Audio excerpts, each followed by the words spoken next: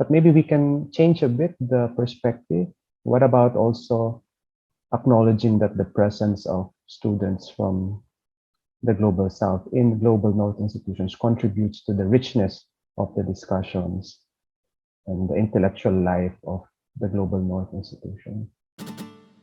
Scholars Unbound is a bi-monthly podcast or video series that showcases the voices of scholars who know no boundaries when it comes to the pursuit of knowledge. You will hear insights from their experiences as international scholars and how these influence their research, hoping to inspire future scholars to be fearless, global, and unbound. I'm your host, Dalia Simangon. Hi, everyone. Thank you for choosing to tune into the Scholars Unbound podcast video series. In the past episodes, I always try to situate my reflections and also my interviews in the context of the ongoing pandemic. And I think it's about time that we invite a health specialist into the podcast. We are very fortunate to have with us in this episode a medical doctor and a health systems specialist. He's currently a postdoctoral fellow at the United Nations University International Institute for Global Health, or UNU-IIGH, in Kuala Lumpur, Malaysia. Prior to that, in the Philippines, he has supported the Department of Health in projecting future health workforce requirements for the country. In fact, for his PhD, he analyzed the impact of decentralizing health services on Philippine health systems. At present, he explores how evidence-informed policymaking can support the effectiveness of global health policies. Let's all welcome Dr. Harvy Joy Liwanag. Thank you, Harvy, for taking the time, and welcome to the Scholars Unbound podcast. Thank you. It's my pleasure to be part of this series. How interesting to be a health specialist in this time of pandemic, Harvey. And I'm sure it's also very challenging. Being at the receiving end of these policies related to the pandemic, I could only imagine the complicated and sensitive work behind designing these policies, which you have been involved with extensively, both in the Philippines and also internationally. So could you tell us about your doctoral research as well as your ongoing research at UNU-IIGH? I'm a medical doctor, as you have mentioned. So I did some general practice in the Philippines. So I was part of the first batch of graduates of the Ateneo de Manila University School of Medicine and Public Health. But eventually I transitioned to a career in research. So I left clinical practice. And so I decided to pursue a PhD. And I was fortunate enough to have been granted a scholarship award by the Swiss government to do my PhD studies in Switzerland. And I did it at the Swiss Tropical and Public Health Institute, which is in Basel, Switzerland. It's a PhD in epidemiology and public health. But the content of my dissertation focused on analyzing the effectiveness of decentralization in improving health system performance. Decentralization is a process where the national government transfers decision-making authority to local levels. And in the Philippines, we had it in the form of devolution. And this has always been a controversial topic in the country since devolution in 1991, and there have been consistent debates on whether that was the right thing to do. So with my thesis, we tried to explore what ways we can make it more effective so that decision makers at local levels are able to make better decisions to improve people's health. So that was it. And then, so really, even if the degree was in epidemiology, my training and background and research interest has been in health systems and policy, more broadly. So if my PhD was on, you might say, governance and decentralization. And then I came back to the Philippines under the Balik Scientist program, and fortunate enough to have been hosted by the Department of Health. And during that time, I helped them with the Health Workforce Bureau. So in this particular stint, I shifted from governance to health workforce, which is still within health systems. And incidentally, the pandemic happened, and we had to make some projections, how many doctors, nurses, and other health professionals will we need to address the pandemic sufficiently. So I was honored to help them make some projections for that. And I consider a milestone that there was budget allocated by the government based on the projections, and we were given a budget that supported the emergency hiring mechanism for that. And then after which, I was looking for a postdoc fellowship so that I can transition to academia more seamlessly. And there was an opportunity to apply for a postdoc fellowship with the United Nations University International Institute for Global Health. The HQ is in Tokyo, but then all over the world there are UN university institutes for specific topics. And incidentally, the one for global health is in Kuala Lumpur. Um, the name university is a misnomer because we are not really an academic university. We are we are more of a think tank. So we are actually the UN think tank for global health. And here in IIGH, so I have now transitioned a bit more to global health, no, from national concerns in the Philippines to more of global health concerns. And one of our priorities is in the domain of shaping the future of global health. What would the future of global health look like? And within that program, we have a strong interest in this conversation on decolonizing global health, because the future of global health that we want is something that is quote unquote decolonized. So I've been part of that for my postdoc, and this probably we can talk more later. At the same time, within that frame of work, we are starting to build a program on strategic foresight to imagine the future of global health. And as you mentioned, also we have a strong interest in issues related to translating evidence into policy. You have a new series, as you mentioned a little bit, about decolonization. Could you tell us about the motivation behind this initiative? And maybe while answering that, also, maybe if you could also share your thoughts on whether we need now more than ever to have conversations about decolonization and why. Yes, just to answer you quickly, I think we need to talk about it because that is the first step. For us in IIGH, I mean, we've been having conversations within our institute, with our colleagues about this topic of decolonizing global health. And we have also been monitoring the global conversation. This is a global conversation that surged maybe in the last 3 years. So the term decolonizing global health probably emerged in the literature some 3 or 4 years ago. And different scholars have been writing about it in publications, and it has become the favorite topic in some prominent global health conferences. Uh, so what is it about? It's really about recognizing and acknowledging that the history of global health is colonial, and at the moment it remains colonial in many ways. Before global health, there was tropical medicine more than a century or centuries ago. And it was really born out of the desire of colonizers to make sure that the white Europeans who were colonizing the tropics now were cured of the tropical diseases that they were getting at that time. And that led to the establishment of many schools of tropical medicine in Europe. Tropical medicine then transitioned to international health, which is more of rich countries helping developing countries solve their health problems. But now we have transitioned to global health, but still the manifestations of what you might call a colonial mindset is still there. But I have to say that even now, despite the surge in interest, there is no consensus on what decolonizing global health would actually mean in practice. So it's an ongoing conversation.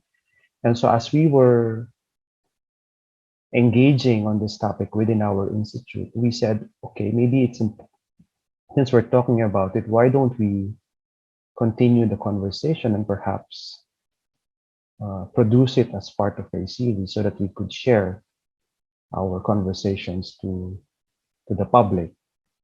and also use it to engage the public on the topic. So that was the motivation behind the series that we now have on YouTube in the YouTube account of IIGH. So we're calling it Decolonisation Conversations. At the moment, we have 2 episodes, and we're preparing to launch episode 3. It's again, it's born out of our internal conversations in the institute, and we are also drawing on the concept of what we call reflexivity.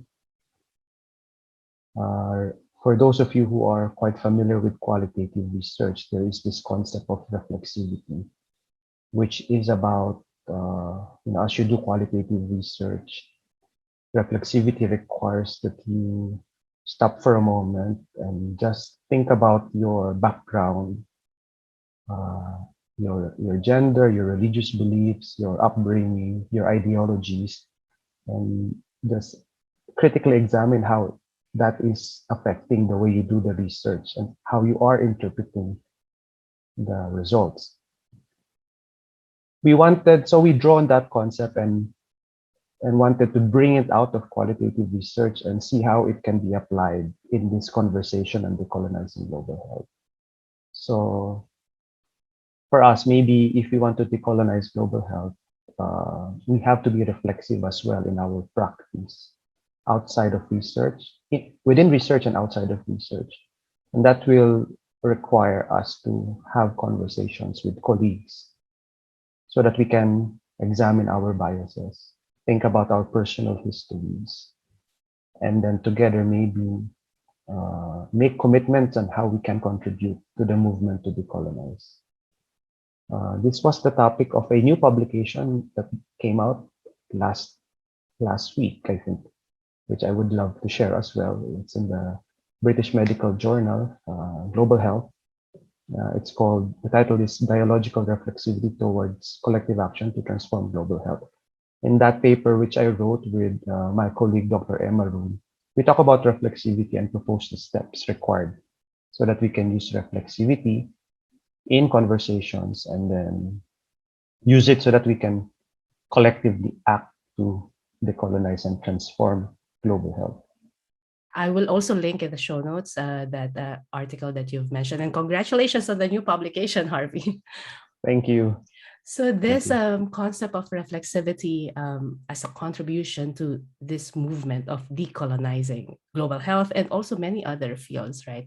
How can we use this in academia in general, or how can we use the lens of decolonization in academia in general, or what does decolonizing academia mean to you? That's I would say, a difficult question because, as I said, there remains to be no consensus really on what decolonization would mean. But just to say perhaps that it is not just about inter-country relations, which is sometimes the perception from some people. While it should acknowledge the imbalance of power that remains between high-income countries and low and middle-income countries, decolonizing global health and academia, it's also about what happens within countries. Because even within countries, within, let's say, the Philippines, there is a lot of inequity. Uh, there are people who are privileged over the others. So even that is you might say, a microcosm of coloniality. So it is between countries and within countries. And this will require us to really dismantle structures and transform the systems of coloniality so much ingrained in not just in global health, but in academia. In academia, for instance, if you look at the trends in publications in many of the top journals, it's still lopsided in favor of people, institutions in the global north.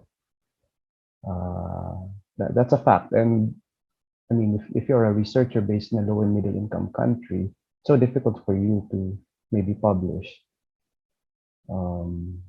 But then if you bring in a foreign collaborator, it might be easier, right? So even there is this asymmetry in terms of privilege. between high-income countries and low-income countries, in the way we train students, for example. Again, I have to emphasize that I'm very grateful for the scholarship I received to be able to study in Europe.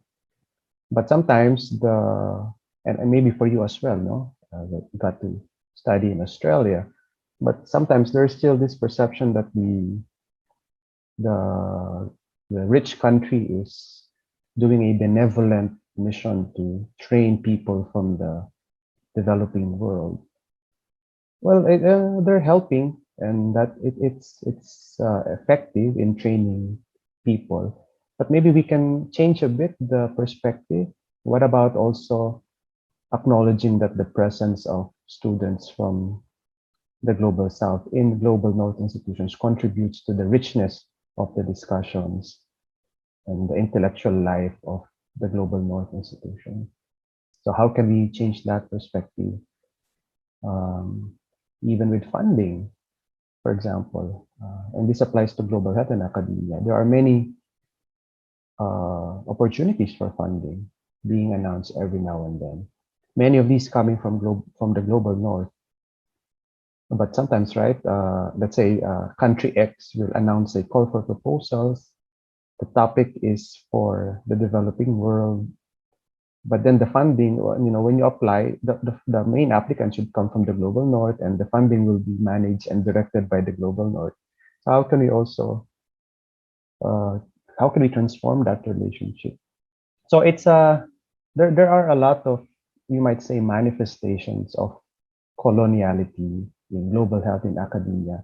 They manifest themselves in publications, in the way we train students, in funding, even in the leadership of organizations. No? Many of the global organizations are still led by men and probably white men. Uh, so those are issues, and for us to transform that situation, we think people are essential because at the end of the day, it's the people who are maintaining the system, and it's the people who can transform the system. And so our argument is, if maybe people can be reflexive, they practice reflexivity, they engage their peers, they talk about these things, they increase awareness, they examine their biases and how they contribute to the colonial system. Then together, maybe when because of reflexivity, they can act together and collectively transform the system. You've mentioned about the benevolence of the global north when it comes to engaging with global south scholars, and I'm wondering, maybe this this benevolence also somehow reinforce this dominant structures and practices within academia. And you've mentioned this change of perspective. We really need that. Yes, thank you for that assistance that you've provided, but at the same time, we have to acknowledge the results, the unintentional results of this types of engagement with the Global South scholars. And speaking of publications, a lot of publications right now are also moving to open access publications, and attached to those open access publications are high costs for the publication fee is really, really expensive. I think we have to be very careful that this kind of engagement is not something very superficial like data collection, right? Because the global south scholars are located in those countries where they want to like study, Yeah. and they just want to do data collection, but then they are not really part of, say, the authorship in the publications, right? Or they get inserted somewhere. I think it has to be a more decolonizing academia and global health will require that when we do international collaborations like these, the engagement should really be genuine and deep. I have experienced it. I don't know if you have, sometimes you get an email from a global north institution and they're looking for a collaborator from the global south. And you get the email like 3 days before the deadline, right? Sometimes it happens like that. And then, if they really value the partnership, they will not invite you just because they need a name there from the Global South, but they will really bring you in and you get to shape and influence how the proposal is being developed. And yes, and it shouldn't be like parachute, So when the project is approved and then our collaborators from the Global North will parachute now to the country and do the data collection. Uh, so I hope the Global South collaborators are not just there to, provide assistance. They should be actively participating in the management and steering of that research collaboration. I mean, if these are issues, but if researchers and academicians are not aware of them, then maybe they do it unconsciously because that's just how things are. So again, our argument, if maybe we become reflexive, so we go back to reflexive, if we are just reflexive and we spark conversations with peers, then maybe we become more aware and that can help us change our habits in doing research.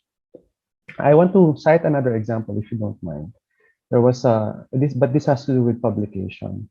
When I was still with Ateneo, we worked on a project about the control of soil-transmitted helminth infections. These are worm infections in Leyte, and it was a well-done study, although small sample size. So we showed the prevalence of soil-transmitted helminth infections in 4 villages in southern Leyte after an intervention called community-led total sanitation.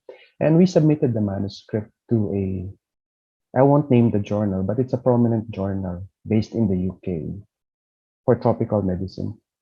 And then we get a response from the editor saying that it will be rejected because they don't find the findings relevant to a global audience because it's only for the Philippines. But if you look at the journal and the other papers that have been published there, you will see a paper, let's say, about the same thing in, let's say, Kenya. But then because the authors are from the UK, it's published there. So even there, is it because the data is coming from the Philippines, and so it's not relevant for a global audience? But what happens when it's a global North team that makes the research somewhere and then publishes it? So even there, we have to question that, and if it's not discussed in the open, then things will not change. I would say that this Scholars Unbound project is somehow motivated by this decolonizing academia because we cannot just wait to be acknowledged, right? We have to assert ourselves or just be ourselves, right? Because we are really part and crucial to this conversation. So by highlighting the brilliant work done by you and other academics and researchers from the Global South, I hope this somehow contributes to this conversation. And I know it's only a small part of the bigger picture of decolonizing academia, but we hope by doing this, we are disrupting this problematic and dominant structures and practices within academia, and also tell the plurality of our experiences, and that academia itself is a plural experience. So thank you for that work, Harvey. Thank you for those reflections. Any final remarks to our listeners and viewers before we end the podcast? Well, just to say again, thank you so much for having me. It's my honor and pleasure to engage you, Dalia, for this series, and thank you as well for putting this up. I think it's a very important and significant initiative, and I think it's consistent also to what we've been saying about the importance of conversations. So Scholars Unbound, through Scholars Unbound and through our Decolonization Conversations series, we highlight the importance of conversations, engagement, which is the first step, I think, if we want to change the way things are.